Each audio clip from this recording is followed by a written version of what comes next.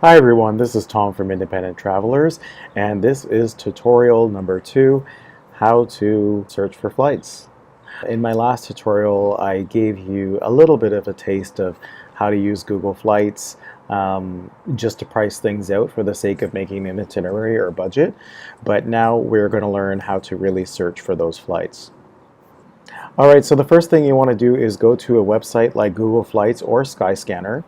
Google Flights might be a little bit more reliable, but Skyscanner tends to be able to search deeper than Google Flights. Okay, so let's change it up. In my last example, I did a trip to Europe. Now let's look at a trip to Japan. Okay, so if you want to travel to, let's say, Tokyo, okay, and you're going to look over the summer. We're going to use Toronto as our origin, Tokyo as our destination, and you can even start seeing prices right here in the calendar. Just going to zoom in for you guys, see how the prices are there. So let's say you're able to travel sometime in, let's move that a little bit over. Let's say you're able to travel sometime in September. Pretty nice month to travel. So I see a good price here, Sunday, September 10th. Okay, and let's make it a 2-week trip to Japan. And coming back on Sunday the 24th. Okay, these dates are not fixed. Now notice how the prices that are given to me are not that really low price that initially showed in the calendar. It gave me these prices, these Air Canada prices. Now these ones are direct flights for $14.12.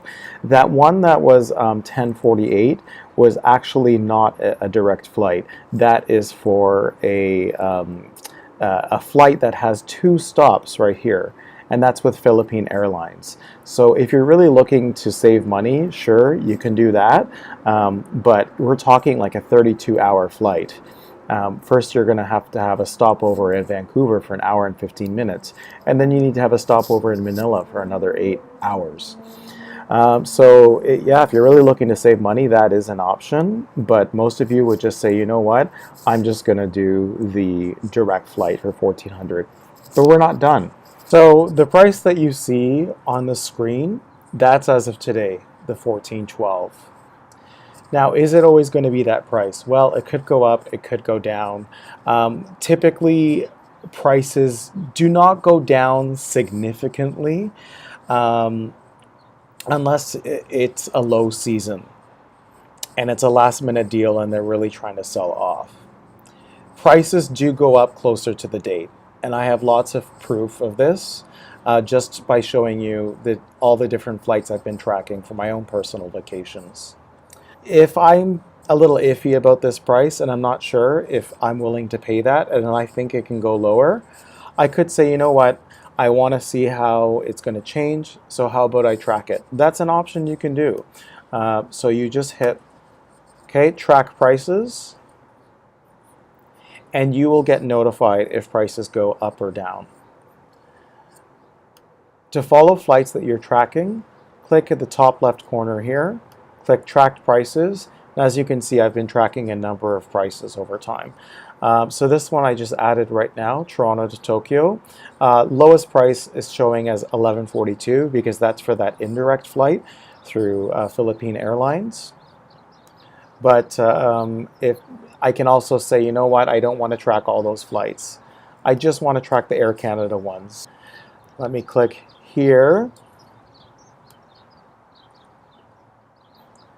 And my return flight here. Okay, it's showing as $14.12, and I can click track price. So I can track that specific flight as well. To see all the flights I've been tracking, click in the menu, click tracked prices. Okay, and it shows me, it even goes back 15 days ago to show me that the flights have not changed very much. Now, flight prices can change significantly. So this is actually a flight that I booked about a month and a half ago. So this is Toronto to Rome, and when I booked it, it was $1,300. And look at the way it's gone. Okay, it hasn't gone below 1300. Today it's 1500. A few days ago it was 1390. So as I said, earlier you book, the better, especially if you know it's a good price that you're comfortable with. Sure, it could go down a little bit, but as I said, it's only going to go down if it's a last minute deal or if it's low season. It'll go down significantly. Now, this is a trip that I already did in the past. This one was a trip from Toronto, Beijing, Phuket, and back. When I booked it, it was 1105. Now, over time, it did gradually increase. Look here, 1800, 2000, and then just before the trip, mind you, this was during March break, the price climbed up to over $4,000. So if you book right before your trip, you are going to be spending a lot of money. I'm going to emphasize this now, the sooner the better. Another trip I plan on doing towards the end of the year is going to San Jose, Costa Rica. Ignore this one, that one I was just looking for a friend, but look at how all these prices have gone up already since I started tracking them. Now, this Air Transat one, I actually bought it when it was low. For two people, I ended up spending just over $1,900. Already it's up to $2,438 for two people. So this flight is during high season. During high season, you can't really expect prices to drop significantly. They're either going to just slightly fluctuate or they're going to increase. And the closer you get to the date, the more they're going to increase. So for those deal hunters out there, please track your flights. If you're really flexible with destinations, wait until you get a notification for a really good deal. And once that email comes through notifying you of a price change, hopefully a significant price drop, get on it and book it. Okay, there could be other options. Now I'm going to show you where Skyscanner is really helpful. So here's Skyscanner. We're going to put in our origin again as Toronto. And Tokyo is our destination. Now, what I like is that you can actually tell it to look for the whole month, to search for flights throughout the whole month, and it can give you ideas of which dates are the cheapest. So if we want to go in September, let's click September 2017. Okay, and let's say this is for 2 adults. And we're going to search for flights in September.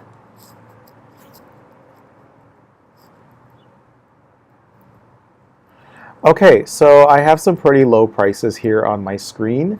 Now, once again, note that this is that these may not be direct flights, okay? But we're going to play around and see what we can find. So I'm going to select, okay, the 3rd of September, and coming back. Let's see, 2 weeks from then. Well, there's this one for $840. That's let's see if we can go lower. This one is showing $332. Okay, so let's say the September 3rd to the 20th. I'm seeing prices as low as $664 per adult, but really let's have a look and see what it turns up.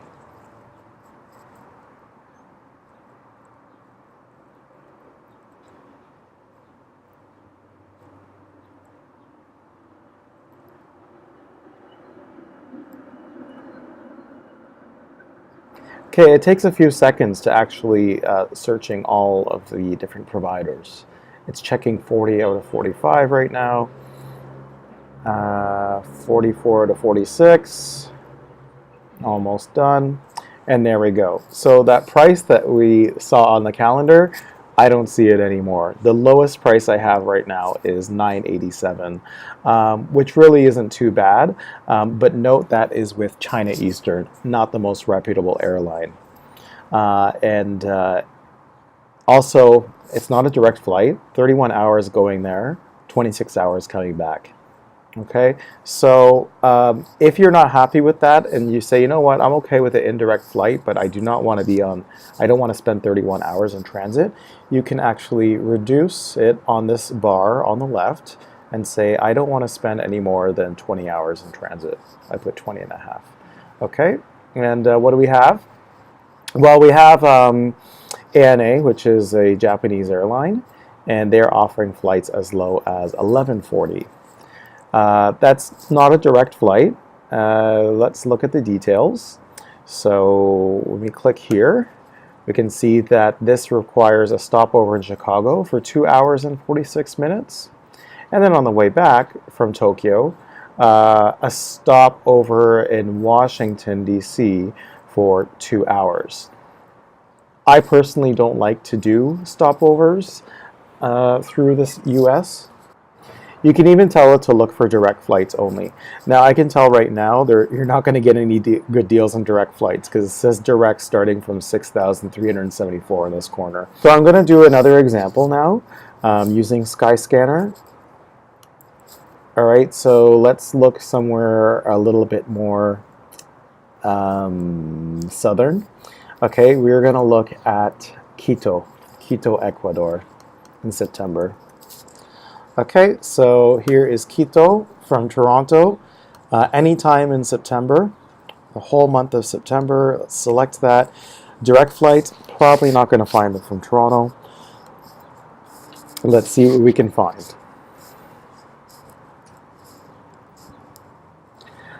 All right, so I see September 1st, 329, 5th, 328. All right, so this isn't too bad. So I see here leaving on, let's leave on a Sunday. Okay, so let's leave on Sunday the 3rd and return on Friday the 15th. It's saying $666 per adult. And let's see what type of flight we end up with.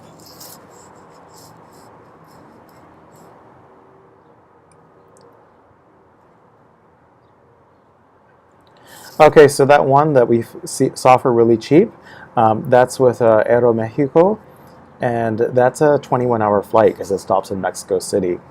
Not as ideal. So use the technique that I showed you to tell the system what your limits are in terms of journey time. So we don't want it to be any longer than, let's say, 16 hours. Okay, so in that case, it gave me Avianca with a stopover in El Salvador. And that's a really quick stopover too. So we have Toronto to El Salvador, or San Salvador, and then 49-minute changeover or stopover, and then El Salvador to Quito. And I'm seeing that Budget Air is selling it for $716 per person. Not too bad. Now, be really careful when you click on these because you don't want to click on a website that has a bad reputation. I can tell you now, Travel2B, avoid them. Okay, it's not a Canadian company. FlightHub is Canadian. I would go with them. Well, Expedia is probably the most reputable out of all of these. Okay, so I'm going to take you to a website that explains that. Okay, so now we're going to ask ourselves, is Budget Air really worth it? So I have this link here. So I love this guy, Chris Myden from Y Deals. So he has a blog, this article in his blog, where he rates these different travel booking websites to determine if they're reputable or not. And his number one is Expedia. Sometimes it's worth just paying a little bit more money to have some peace of mind. Okay, so Expedia is definitely very reputable. Now, that one that we saw over here, remember how we saw Budget Air? Well, let's see how he rates Budget Air. I'm just going to search. Yeah, Budget Air. Okay, he didn't rate them very well. He put them down, position number 18. He says their reputation is kind of in the middle, not terrible, but not great. So is it really worth booking with Budget Air just to save a few dollars? You're better off with going a reputable website like FlightHub or Expedia. Okay, so Toronto to Quito. Okay, let's look in September. So once again, we have our lowest prices listed on that. Originally, we searched for September 3rd to the 15th. So let's just see if I can get anything comparable. So 3rd, okay, we can do the 3rd to the 17th actually. Okay, and what did it pop up with? Avianca again. Okay, Avianca for 705. And that just has one stop in San Salvador. And going back. Okay, make sure you read all this information and you're comfortable with it. That is a pretty quick layover, but at least it's with the same airline. So if anything goes wrong while you're doing your stopover, they are responsible for it. Okay, last piece of advice is before you book your flight, please don't forget that you should be booking it with a travel credit card. This is a credit card that includes cancellation insurance, flight interruption insurance, lost or delayed baggage, medical insurance. It's really important that you use one of these credit cards to book your flight as well as all your other travel expenses. So if anything goes wrong, your credit card company will provide the insurance or any sort of assistance that you need. So if you don't have one of these credit cards, you may buy insurance from one of those travel booking websites. Expedia usually sells insurance, for example, or maybe you already have an insurance company that you usually go through, say for example PC Insurance, and you like to buy your travel insurance from them, or CAA. It's up to you. So you do have options if you do not have one of these credit cards, but please buy your insurance as soon as you're done doing your booking. If you wait too long, you may not be eligible for coverage. I also want to mention another website that's great for finding deals. It's not so much a search engine, it's actually a blog, just like what I do. This guy, Chris Myden, he is an expert at finding deals. A lot of those deals are last minute or just things that are coming up in the next few months. So if you have a lot of flexibility, this is a great website. So it's called Why Deals, and you need to choose what city you're departing from. So for Toronto, it's called YYZ Deals. And here's all the upcoming deals that he's found. So this one's actually no time soon, but Toronto to Lisbon, Portugal for $436 including taxes. And that's for trips starting November this year to April next year. And he gave you an outline of all these flights going through Portugal to other parts of Europe. And he tells you how to search for them as well. And pretty much every week he's sending out emails, or he updates his websites with new deals. Here's another one that was sent out on March 24th. It was Toronto to Liberia, Costa Rica, 154 to 224. I heard that a lot of these sold quite quickly, and then the price increased. So this is why I always tell people, when you know something is a deal, it's a good price, and you feel comfortable about it, jump on it. Don't delay, because as soon as people start snatching up those seats, they know that they've generated some demand and they're going to increase the price. I hope you found all this information helpful. If you have any questions, you may visit us on Facebook or our website, or send me an email. I'd love to help you out. Bye, everyone.